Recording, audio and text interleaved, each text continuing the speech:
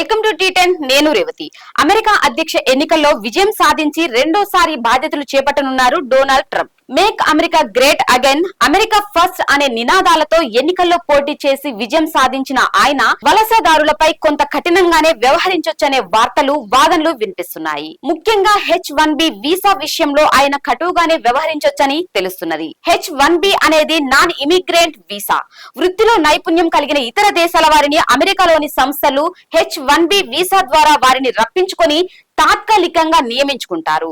ఈ H-1B వీసాపై Trump ఆంక్షలు విధించొచ్చని, వాటిని మరింత కఠినతరం చేయొచ్చని వార్తలు వినిపిస్తున్నాయి. అలా జరిగితే US లోని భారత ఐటీ సంస్థలు ఉద్యోగాలకు కష్టాలు తప్పవని SBI తన నివేదికలో పేర్కొన్నది. H-1B వీసా ఆంక్షలు కార్మిక చలనశీలతలను తగ్గిస్తుంది.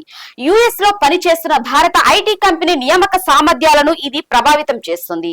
దీంతో US లో స్థానికంగా ఉద్యోగాల కోసం భారత సంస్థలు అధిక వనరులను కేటాయించాల్సి ఉంటుంది.